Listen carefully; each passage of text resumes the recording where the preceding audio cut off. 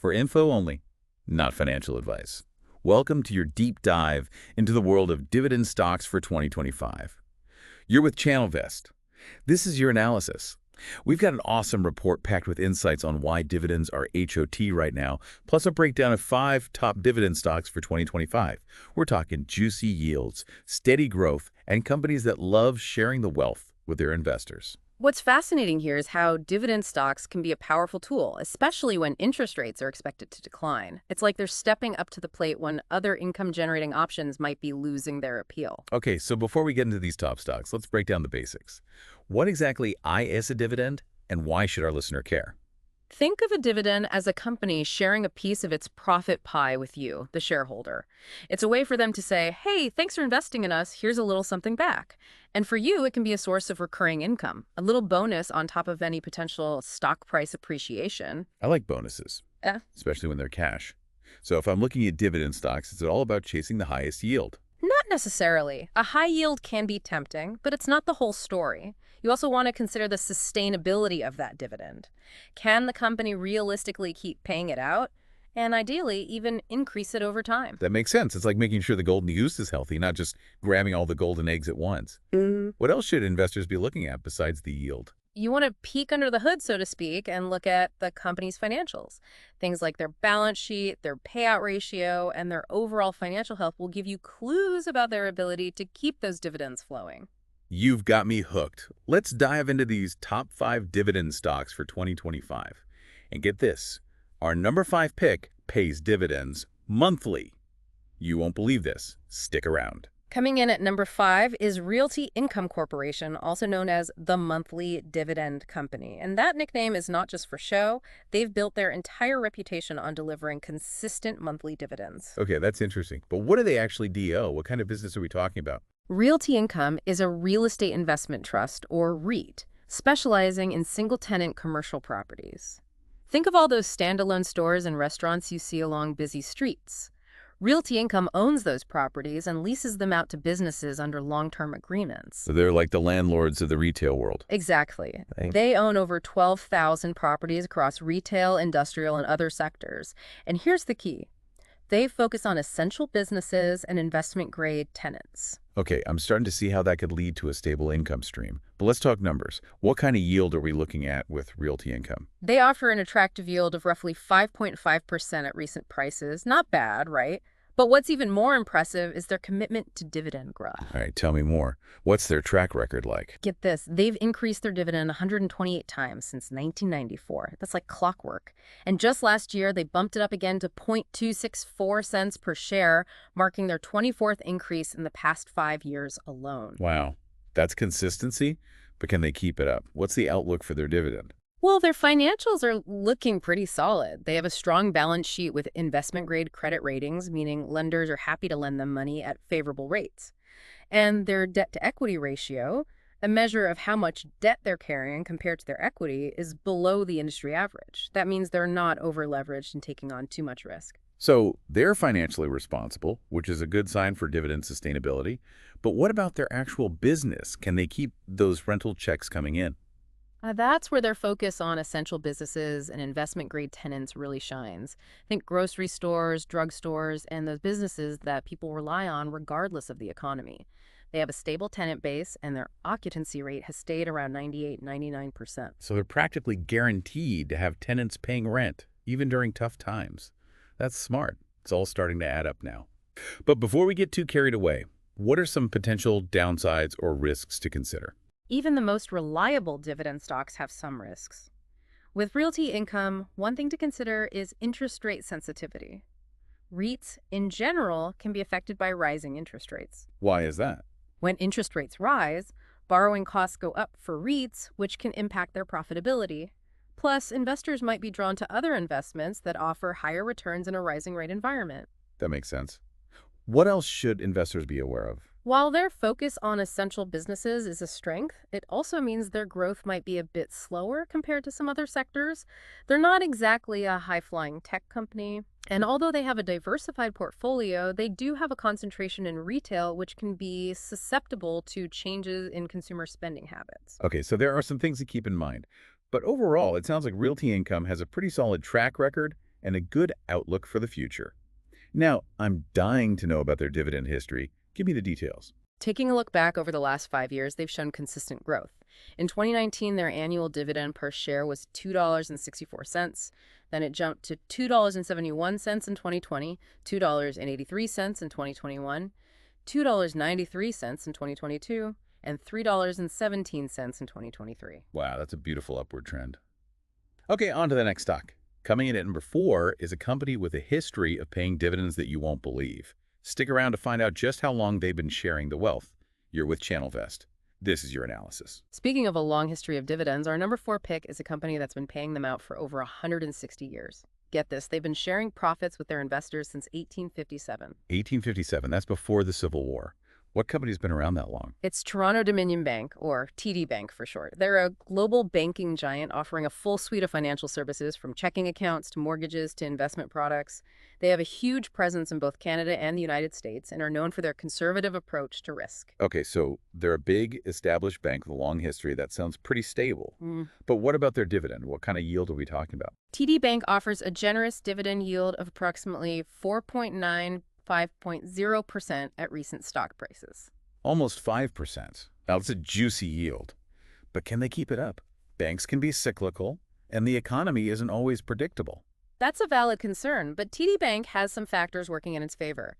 They've consistently grown their dividend over the past decade, typically increasing it once per year. And even during the pandemic, when regulators temporarily restricted dividend hikes, TD maintained its payout and resumed growth as soon as those restrictions were lifted. That's reassuring. So they're committed to those dividends even when times are tough. But what about their financial health? Are they strong enough to keep those payouts flowing? Let's take a look under the hood. TD Bank is known for its robust capital ratios. These ratios measure a bank's financial strength and ability to absorb losses. Essentially, it's a gauge of how well prepared they are to weather economic storms, and TD Bank consistently scores well in this area. Okay, so that's a good sign. Strong capital ratios mean they're less likely to be shaken by unexpected events. But what about their dividend growth? Is there room for those payouts to increase? Over the last 5 years, their dividend grew about 5% annually on average. And just last year, they raised their quarterly dividend to $1.09 Canadian dollars, which translates to about $2.92 per share in US dollars. And here's another positive sign. Their payout ratio sits at a moderate 40–50% of net income. Hold on. What's a payout ratio again? The payout ratio tells you what percentage of a company's earnings is paid out as dividends. A lower payout ratio generally indicates that a company has more flexibility to reinvest its earnings for future growth or to increase dividends down the line. So TD Bank's payout ratio suggests they're not overextending themselves, leaving room for potential dividend increases in the future. That's good news for investors. Now, before we move on, are there any risks or downsides to consider with TD Bank? Of course, no investment is without risk. With TD Bank, some factors to consider include economic and credit cycles. If the economy takes a downturn or there's a spike in loan defaults, it could impact their profitability and potentially their dividend. That makes sense. What else should investors keep in mind? Interest rate movements can also play a role. While rising rates can sometimes benefit banks, they can also create volatility and impact lending activity. And as a Canadian bank operating in the U.S., TD Bank is subject to currency exchange fluctuations, which can impact returns for U.S. investors. Okay, so there are some things to watch. Yeah. But overall, it seems like TD Bank is a solid, well-established bank with a strong commitment to its dividend. Now, let's talk about that impressive dividend history. Give me the highlights. Their dividend history is a testament to their consistency. In 2019, their annual dividend per share was $2.50. This increased to $2.63 in 2020 and stayed steady at $2.63 in 2021. Then it jumped to $2.87 in 2022 and finally $2.92 in 2023. And remember, these figures have been converted from Canadian dollars to US dollars for consistency. That's a pretty steady climb. All right, on to number 3. You ready for this? This one is a dividend king. Stick around to find out what makes this stock so regal. You're with ChannelVest. This is your analysis. Coming in at number 3 is a company that's practically royalty in the dividend world, PepsiCo. They're a global leader in the food and beverage industry, and they've earned the title of Dividend King by raising their dividend for, get this, 53 consecutive years. 53 years in a row. That's incredible. They've been paying out dividends longer than I've been alive. What's their secret? What kind of business model allows them to be so consistent? PepsiCo owns a portfolio of iconic brands that people rely on day in and day out, no matter what the economy's doing. We're talking Pepsi-Cola, of course, but also Mountain Dew, Gatorade, Tropicana, and Frito-Lay's snack empire. They've got a finger in practically every pantry and refrigerator across the globe. Okay, so they're diversified and essential. People always need to eat and drink. That makes sense from a stability standpoint. But let's talk numbers. What kind of dividend yield does a dividend king offer? PepsiCo is currently offering a dividend yield of around 3.5%. That's not bad. But it's not as high as some of the other stocks we've discussed. What makes this one so special, besides an impressive dividend streak? You're right, the yield might not be the flashiest, but their consistency and dividend growth are what sets them apart. They have a long-standing policy of boosting dividends roughly in line with earnings growth each year. So as their business grows, those dividends have the potential to grow right along with it. So it's not just about the current yield, it's about the potential for those payouts to increase over time. What's their track record like in terms of dividend growth? Just this year, they announced a 5% increase to an annualized $5.69 per share. And over the past 5 years, their dividend per share has grown by about 43%, which comes out to roughly a 7.5% compound annual growth rate. That's a pretty solid pace, especially when you factor in their starting yield. So they're offering a decent yield with a history of solid growth. That's Yeah. a tempting combination. But before we crown them the ultimate dividend champion, let's look at their financials. Can they really keep up this dividend growth? Let's crunch some numbers. In 2024, they generated a whopping $92 billion in revenue with a net income of roughly $10.5 billion. Their operating margin, which measures how much profit they make on each dollar of sales, is about 15.5% company-wide. And their return on invested capital, a measure of how efficiently they're using their money, is solidly in the mid-teens. All of this points to a financially healthy company. Okay, so they're making money and using it wisely. That's a good start. But what about those dividends? Can they afford to keep paying them out, especially if they're committed to growing them? They produce a strong free cash flow of about $7 billion annually. Free cash flow is the cash they have left over after paying for their operating expenses and capital expenditures. It's essentially the money they have available to pay dividends, buy back stock, or invest in future growth. And their payout ratio is a very manageable 75–80% of earnings. Wait, I thought a lower payout ratio was better. Doesn't that mean they're paying out most of their earnings as dividends? You're right. A lower payout ratio generally provides more flexibility. But it's important to consider the industry and the company's overall financial health. For a stable, mature company like PepsiCo, a payout ratio in this range isn't necessarily a red flag, especially when you consider their consistent earnings and strong cash flow. So they've got the financial muscle to support their dividend, even with their commitment to growth. That's good to know. But before we get too excited, are there any risks or challenges that could impact their dividend in the future? Of course, no investment is completely risk-free. With PepsiCo, some factors to consider include their high payout ratio, which could limit their flexibility if they face unexpected challenges. They also operate in a competitive market, with rivals like Coca-Cola constantly vying for market share. What else? Commodity prices and inflation can also impact their costs, potentially putting pressure on their margins. And as a global company, they're exposed to foreign exchange fluctuations and regulatory changes in different countries. Okay, so there are some things to keep an eye on. But overall, it seems like PepsiCo is a dividend king for a reason. They've got a solid business model, a history of consistent dividend growth, and the financial strength to support their payouts. Now I can't wait to hear about that incredible dividend history. Their dividend history is a story of steady, consistent growth. In 2019, their dividend was $3.79 per share. This increased to $4.02 in 2020, $4.30 in 2021, $4.60 in 2022, and $5.42 in 2023. This shows continued growth even through years of economic uncertainty like we saw in 2020. Okay, I am officially impressed. 53 years straight. Now on to number 2. This company has a high yield and the potential for serious growth. Can you guess what it is? Stick around. This one is a game changer. Don't forget, you're with Channel Vest. This is your analysis. Our number 2 pick is a company that's been making waves in the pharmaceutical world, AbbVie Inc. They're known for their substantial dividend, their strong product portfolio, and their impressive pipeline of potential new drugs. They're focused on developing innovative therapies for some of the most challenging diseases out there. Okay, before we get into the details, tell me about this dividend. What kind of yield are we looking at here? AbbVie boasts a high dividend yield of approximately 3.2%, 4.0%, depending on stock price fluctuations. 3.2 to 4%. That's a healthy yield. But I've heard some chatter about their blockbuster drug Humira facing patent expiration. Can they keep up this high yield without their star performer? That's a great question, and a lot of investors are wondering the same thing. But AbbVie hasn't been sitting still. They've been preparing for this patent cliff by advancing newer products like Skyrizi and Rinvoq, which are already showing impressive growth. Ah. These drugs are expected to more than offset Humira's decline by 2025. So they've got a backup plan. But what about their overall strategy? Are they just relying on a few key drugs, or are they diversifying their portfolio? They've been strategically diversifying. Back in 2020, they acquired Allergan, which brought Botox and other eye care products into their portfolio. This move broadened their revenue streams and added another layer of stability. Okay, so they're not putting all their eggs in one basket. That's reassuring. But what about their dividend history? Have they been able to maintain it with all these changes and challenges? Despite only being an independent company for a little over 10 years, they've increased their dividend every single year since inception.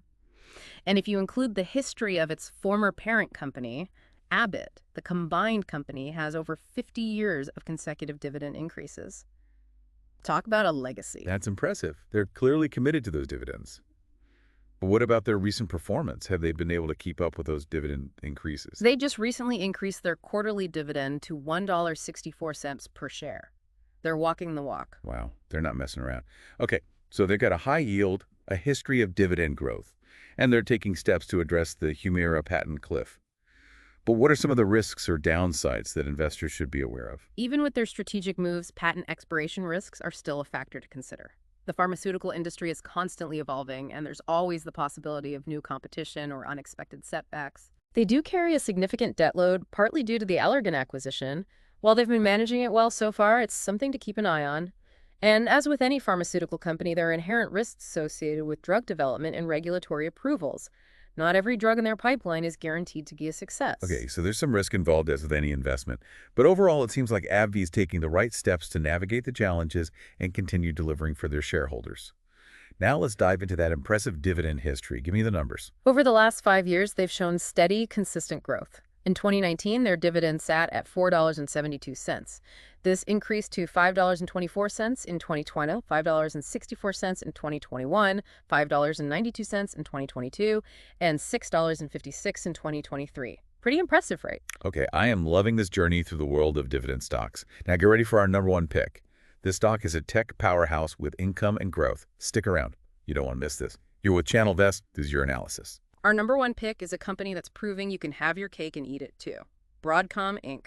They're a diversified semiconductor and infrastructure software company.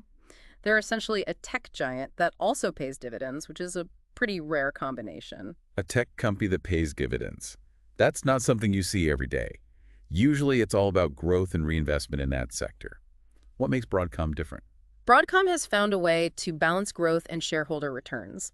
Their products are essential to a wide range of industries, from smartphones and servers to networking gear and data centers. They're basically powering the digital world. Okay, so they're in a high-growth industry with a broad reach. That sounds promising. But what about that dividend? What kind of yield are we talking about here? Broadcom's current dividend yield is about 1.01.1%. Hold on, 1%. That seems pretty low compared to the other stocks we talked about. What's the catch? You're right, the yield might seem low at first glance, but there are a couple of important factors to consider. First, Broadcom's share price has roughly doubled over the past year. That's great news for current investors, but it does cause the yield to compress. Think of it like this. The dividend pie is staying the same size, but the slices are getting smaller because the pie is now worth more overall. Okay, so the yield is lower because the stock price has been doing well. Yeah. That's not necessarily a bad thing, but is there any potential for that dividend to grow? That's where things get really interesting. Broadcom has one of the fastest dividend growth rates in the S&P 500. Okay, you've got my attention. Tell me more about this impressive dividend growth. Over the last 5 years, their dividend per share has grown by about 14% annually on average. They're not just increasing those dividends, they're boosting them significantly year after year. Wow, 14% growth. That's incredible. More. But can they keep up that pace? What's driving that growth, and is it sustainable? Their strong performance is fueled by a few key factors. First, they're in a high-growth industry, and they're capitalizing on the increasing demand for their products. Second, they've been very strategic with acquisitions, buying companies that complement their existing business and create synergies that boost their overall profitability. So they're growing organically and through smart acquisitions. That sounds like a recipe for success. But what about those dividends? Can they afford to keep increasing them at such a rapid pace? They have a unique capital return policy that sets aside roughly 50% of the prior year's free cash flow for dividends. So as their cash flow grows, their dividends follow suit. In fiscal year 2024, they generated about $19.2 billion in free cash flow. That's a lot of cash. That's a serious cash machine. Mm. But what about their payout ratio? Are they overextending themselves to fund those dividends? Their payout ratio relative to earnings is around 50%, meaning the dividend is well covered and has room to grow further. Okay, so they're generating tons of cash, they're committed to returning a good chunk of it to shareholders, and their dividend is well supported. That's a powerful combination. But before we declare Broadcom the ultimate dividend champion, let's talk about some potential risks. What are some things that could impact their dividend growth in the future? As with any company, especially in the tech sector, there are always risks to consider. The semiconductor industry is cyclical, meaning it can be affected by economic downturns and fluctuations in demand. What else? Broadcom has grown significantly through acquisitions, but those acquisitions come with risks as well. There's always the possibility of integration challenges or unexpected costs associated with those deals. Okay, so there's some things to keep in mind. But overall, it seems like Broadcom is a unique and compelling dividend stock. They're in a high-growth industry, they're generating tons of cash, and they're committed to sharing it with their shareholders. Now let's hear about that impressive dividend history. Give me the highlights. In 2019, Broadcom's annual dividend was $1.06 per share. This increased to $1.30 in 2020, $1.61 in 2021, $1.80 in 2022, and $1.84 in 2023. Wow, that's incredible growth. But wait, those numbers seem a bit low given the recent performance and that 14% average growth rate. What's going on there? You've got a sharp eye. Those figures have been adjusted for their 10-for-1 stock split that took place in July of 2024. A stock split. What does that mean for the dividend? Don't forget, you're with ChannelVest. This is your analysis. The stock split essentially divides each existing share into multiple shares. In Broadcom's case, each share was split into 10 shares. This doesn't change the overall value of your investment, but it does lower the price per share. And when the price per share goes down, the dividend per share is also adjusted proportionally. So while the numbers might seem lower, the overall value of the dividend hasn't changed. Okay, that makes sense. It's like cutting a pizza into more slices. Yeah. You still have the same amount of pizza, just smaller pieces. So we've covered all 5 stocks in detail, each with its own unique story and dividend profile. Now, what does this all mean? Which stock takes the crown? While all 5 are fantastic contenders, if we had to pick one, it would be Broadcom. It's a bit of a wild card with that lower current yield, but its growth potential is just off the charts. It's like riding a rocket ship to dividend heaven. A rocket ship to dividend heaven. Sign me up. But seriously, it's amazing to see how diverse these top picks are. There's something for everyone, from monthly income to explosive growth. Absolutely. And that's why diversification is so important. Don't put all your eggs in one basket, even if it's a basket of awesome dividend stocks. So what's the takeaway for you, our listener? Do your research. This deep dive gave you a great starting point. But remember, investing is personal.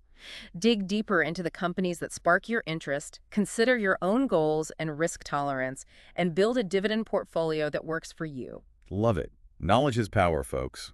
And remember, you're with ChannelVest. Be sure to subscribe and leave us a comment letting us know which dividend stock you're most excited about. We love hearing from you. Until next time, happy investing.